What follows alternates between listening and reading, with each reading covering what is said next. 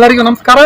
ರಾಜ್ಯದಲ್ಲಿನ ಅಂಗನವಾಡಿ ಕಾರ್ಯಕರ್ತೆಯರು ತಮ್ಮ ಸೇವೆಯನ್ನ ಸರ್ಕಾರಿ ನೌಕರರ ಸೇವೆಯನ್ನಾಗಿ ಪರಿಗಣನೆಯನ್ನ ಮಾಡಬೇಕು ಅಂತ ಕೋರಿ ಕರ್ನಾಟಕ ರಾಜ್ಯ ಹೈಕೋರ್ಟಿನ ಮೆಟ್ಟಿಲನ್ನ ಏರಿದ್ದಾರೆ. 2025 ಮಾರ್ಚ್ 3 ಸೋಮವಾರದಂದು ಅಂಗನವಾಡಿ ಕಾರ್ಯಕರ್ತರು ಹಾಕಿದಂತಹ ದಾವೆ ರಾಜ್ಯ ಹೈಕೋರ್ಟ್ನಲ್ಲಿ ನ್ಯಾಯಮೂರ್ತಿಗಳಾದಂತಹ ನಟರಾಜ್ ಅವರ ಪೀಠದ ಮುಂದೆ ವಿಚಾರಣೆಗೆ ಬಂತು. ಅಂಗನವಾಡಿ ಕಾರ್ಯಕರ್ತರ ಈ ಒಂದು ಮೊಕದ್ದಮೆಯನ್ನ ವಿಚಾರಣೆಗೆ ಅಂಗೀಕರಿಸಿದ ನ್ಯಾಯಪೀಠ ಕೇಂದ್ರ ಸರ್ಕಾರ ಹಾಗೂ ರಾಜ್ಯ ಸರ್ಕಾರ ಮತ್ತು ಇತರ ಪ್ರತಿವಾದಿಗಳಿಗೆ ನೋಟಿಸ್ ಅನ್ನ ಜಾರಿ ಮಾಡಿದೆ. ಈ ಪ್ರಕರಣದ ವಿವರಗಳು ಏನು, ಅಂಗನವಾಡಿ ಕಾರ್ಯಕರ್ತರು ಏನೇನು ಕೇಳಿದ್ದಾರೆ ಅನ್ನೋದರ ವಿವರಗಳನ್ನ ನಾವೀಗ ನೋಡೋಣ ಬನ್ನಿ. ರಾಜ್ಯದಲ್ಲಿನ ಅಂಗನವಾಡಿ ಕಾರ್ಯಕರ್ತೆಯರು ಮತ್ತು ಸಹಾಯಕಿಯರು ಕೊನೆಗೂ ಕರ್ನಾಟಕ ರಾಜ್ಯ ಹೈಕೋರ್ಟಿನ ಮೆಟ್ಟಿಲನ್ನ ಏರಿದ್ದಾರೆ. ತಮ್ಮನ್ನೆಲ್ಲ ಸರ್ಕಾರಿ ನೌಕರರನ್ನಾಗಿ ಪರಿಗಣಿಸಬೇಕು ಅಂತ ಕರ್ನಾಟಕ ಮತ್ತು ಕೇಂದ್ರ ಸರ್ಕಾರಗಳಿಗೆ ನಿರ್ದೇಶನವನ್ನ ನೀಡಬೇಕು ಅನ್ನೋದು ಅವರ ಮೊಕದ್ದಮೆಯಲ್ಲಿನ ಮುಖ್ಯವಾದಂತಹ ಅಂಶ. ಗೌರವಧನದ ಸೇವೆಯ ಖಾಯಮಾತಿ ಸೇರಿದಂತೆ ವಿವಿಧ ಬೇಡಿಕೆಗಳ ಈಡೇರಿಕೆಗೆ ದಶಕಗಳಿಂದಲೂ ಹೋರಾಟ ನಡೆಸ್ತಾ ಇದ್ದಾರೆ ಅಂಗನವಾಡಿ ಕಾರ್ಯಕರ್ತೆಯರು ಮತ್ತು ಸಹಾಯಕಿಯರು. ಬೆಂಗಳೂರಿನ ಫ್ರೀಡಂ ಪಾರ್ಕ್, ದೆಹಲಿಯ ಜಂತರ್ ಮಂತರ್ ಸೇರಿದಂತೆ ಜಿಲ್ಲೆ ತಾಲೂಕು ಕೇಂದ್ರಗಳಲ್ಲಿ ವಿವಿಧ ರೀತಿಯ ಲೆಕ್ಕವಿಲ್ಲದಷ್ಟು ಪ್ರತಿಭಟನೆಗಳನ್ನು ನಡೆಸಿದರೂ ಕೂಡ ಸರ್ಕಾರಗಳು ಅವರ ಬೇಡಿಕೆಗಳಿಗೆ ಸಮರ್ಪಕವಾಗಿ ಸ್ಪಂದಿಸಿಲ್ಲ.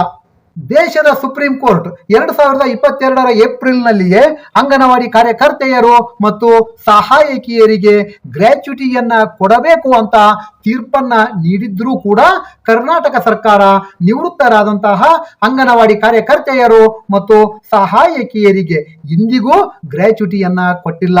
ಗ್ರ್ಯಾಚ್ಯುಟಿಯನ್ನ ಕೊಡುವ ಕುರಿತು ಕರ್ನಾಟಕ ಸರ್ಕಾರ ಆದೇಶವನ್ನೇನೋ ಹೊರಡಿಸಿದೆ, ಆದರೆ ಅದು ಕನ್ನಡಿಯಲ್ಲಿನ ಗಂಟಿನಂತಾಗಿದೆ. ಇತ್ತೀಚೆಗೆ ಅಂದರೆ 2024 ಆಗಸ್ಟ್ 31ರಂದು ಗುಜರಾತ್ ಹೈಕೋರ್ಟ್ ಅಂಗನವಾಡಿ ಕಾರ್ಯಕರ್ತೆಯರು ಮತ್ತು ಸಹಾಯಕಿಯರನ್ನು ಸರ್ಕಾರಿ ನೌಕರರೆಂದು ಪರಿಗಣಿಸುವಂತೆ ಗುಜರಾತ್ ಸರ್ಕಾರಕ್ಕೆ ನಿರ್ದೇಶನವನ್ನ ನೀಡಿತ್ತು.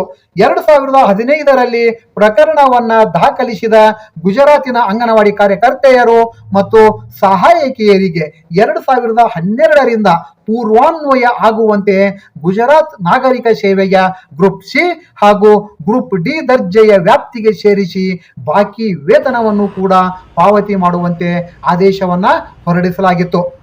ಗುಜರಾತ್ ಹೈಕೋರ್ಟಿನ ಈ ತೀರ್ಪು ದೇಶದ ಅಂಗನವಾಡಿ ಕಾರ್ಯಕರ್ತೆಯರು ಮತ್ತು ಸಹಾಯಕಿಯರ ಸಮೂಹದಲ್ಲಿ ದಶಕಗಳ ಹೋರಾಟಕ್ಕೆ ಜೀವಶೆಲೆಯನ್ನ ತುಂಬಿತ್ತು. ಇದೀಗ ಇದೇ ತೀರ್ಪನ್ನ ಆಧರಿಸಿ ಕರ್ನಾಟಕ ರಾಜ್ಯದಲ್ಲಿನ ಅಂಗನವಾಡಿ ಕಾರ್ಯಕರ್ತೆಯರು ಮತ್ತು ಸಹಾಯಕಿಯರು ಹೈಕೋರ್ಟಿನಲ್ಲಿ ತಮ್ಮ ಸೇವೆಯನ್ನು ಸಹ ಸರ್ಕಾರಿ ಸೇವೆಗಳ ವ್ಯಾಪ್ತಿಯಲ್ಲಿ ತರಬೇಕು ಅಂತ ಕೋರಿ ಪ್ರಕರಣವನ್ನ ದಾಖಲು ಮಾಡಿದ್ದಾರೆ. ಅಧಿಕೃತ ಮೂಲಗಳ ಪ್ರಕಾರ ಕರ್ನಾಟಕ ರಾಜ್ಯ ಹೈಕೋರ್ಟಿನಲ್ಲಿ ಅಂಗನವಾಡಿ ಕಾರ್ಯಕರ್ತರ ಸೇವಾ ಖಾಯಮಾತಿಯನ್ನ ಕೋರಿ ಒಟ್ಟು 5 ರಿಟ್ ಪಿಟಿಷನ್ಗಳು ದಾಖಲಾಗಿವೆ. ಶೃಂಗೇರಿಯ ರಮಾದೇವಿ ಮತ್ತಿತರರು, ಕೊಪ್ಪ ತಾಲೂಕಿನ ಐರಿನ್ ಡೀಸಾ ಹಾಗೂ ಇತರರು, ಚಿಕ್ಕಮಗಳೂರಿನ ಮಂಜುಳಾ, ದಾವಣಗೆರೆಯ ಉಮಾದೇವಿ, ಶ್ವೇತಾ ಮತ್ತಿತರರು ಪ್ರಕರಣಗಳನ್ನು ದಾಖಲು ಮಾಡಿದ್ದಾರೆ. ಈ ಪ್ರಕರಣಗಳ ಪೈಕಿ 2025 ಮಾರ್ಚ್ 3 ಸೋಮವಾರದಂದು ಉಡುಪಿ ಜಿಲ್ಲೆಯ ಫಿಲೋಮಿನಾ ಮತ್ತಿತರರ ರಿಟ್ ಪಿಟಿಷನ್ ಹೈಕೋರ್ಟ್ ನ್ಯಾಯಪೀಠದ ಮುಂದೆ ವಿಚಾರಣೆಗೆ ಬಂತು. ಸದರಿ ಮೊಕದ್ದಮೆಯಲ್ಲಿ ಅಂಗನವಾಡಿಗಳ ಕಾರ್ಯಕರ್ತೆಯರು, ಸಹಾಯಕಿಯರು ಸೇರಿದಂತೆ ಉಡುಪಿ ಜಿಲ್ಲೆಯ ಒಟ್ಟಾರೆ 292 ಕಾರ್ಯಕರ್ತರು ತಮ್ಮ ಸೇವೆಯನ್ನು ಸರ್ಕಾರಿ ಸೇವೆಯ ವ್ಯಾಪ್ತಿಗೆ ತರಬೇಕು. ತಾವು ಸಹ ಸರ್ಕಾರಿ ನೌಕರರು ಮಾಡುವ ಕೆಲಸಕ್ಕಿಂತಲೂ ಹೆಚ್ಚಿನ ಕೆಲಸವನ್ನು ಮಾಡ್ತಾ ಇದ್ದೇವೆ.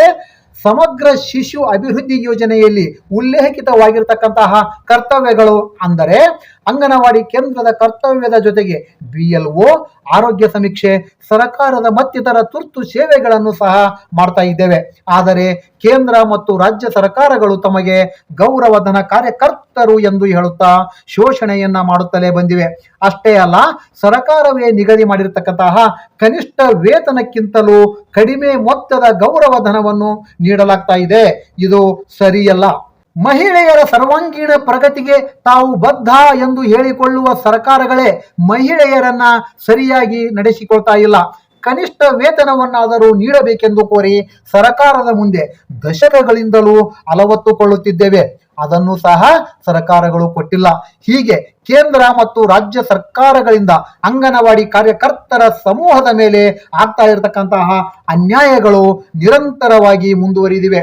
ಇದನ್ನು ಸರಿಪಡಿಸುವ ನಿಟ್ಟಿನಲ್ಲಿ ಗುಜರಾತ್ ಹೈಕೋರ್ಟ್ ಮಹತ್ವದ ತೀರ್ಪನ್ನು ನೀಡಿ ಅಂಗನವಾಡಿ ಕಾರ್ಯಕರ್ತೆಯರು ಮತ್ತು ಸಹಾಯಕಿಯರನ್ನು ಸರ್ಕಾರಿ ದರ್ಜೆಯ ನೌಕರರನ್ನಾಗಿ ಪರಿಗಣಿಸುವಂತೆ ತೀರ್ಪನ್ನು ನೀಡಿದ್ದಾಗಿದೆ.